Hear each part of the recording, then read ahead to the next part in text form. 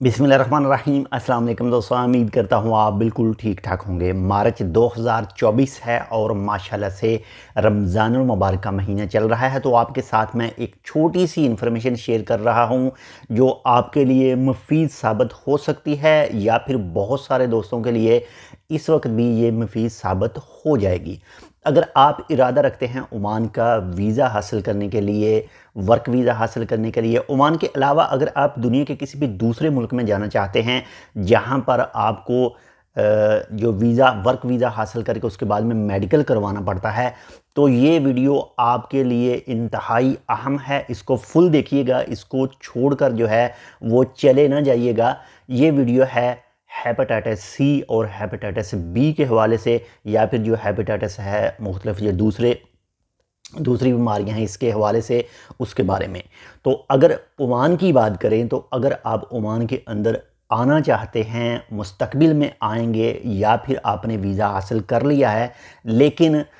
खुदा न खास्ता आपका जो मेडिकल है वो आपकी कंट्री में, वो चाहे पाकिस्तान, इंडिया, बांग्लादेश, जो भी आपकी कंट्री है वहाँ पर क्लियर नहीं है, आपको हेपेटाइटिस सी है, आपको हेपेटाइटिस बी है, या फिर ये बीमारी आपको थी और अब बिल्कुल सही हो चुकी है लेकिन इसके जो जरासीम है वो खून में मौजूद रहते हैं, वो ख़त्म नहीं होते, जो हेपेटाइटिस सी है। तो अगर आप अपनी कंट्री में कुछ भी जुगाड़ लगाकर, कुछ भी तरीका इख्तियार करके मेडिकल पास करवा लेते हैं, लेकिन जैसे ही ओमान में पहुंचेंगे या फिर में भी हो सकता है अरब के दूसरे मुल्कों में भी यही कानून हो,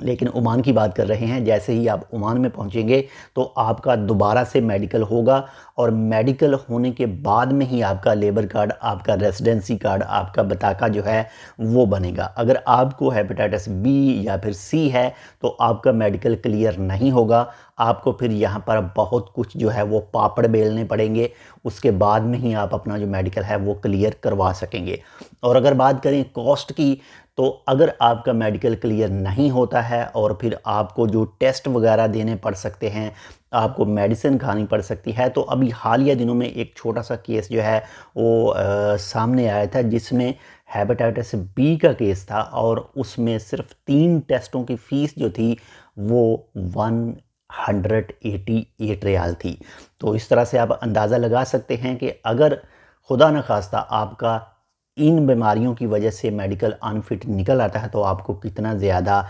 नुकसान हो सकता है।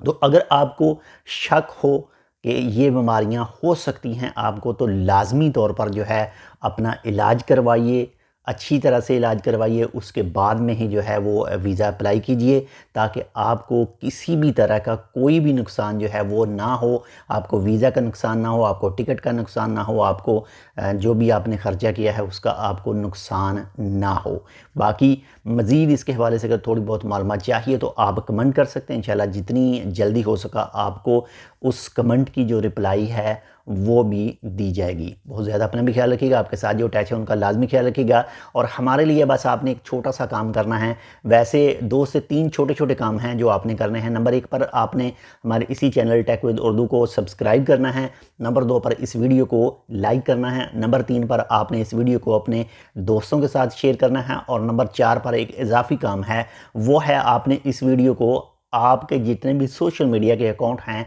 उसमें शेयर कर देना है।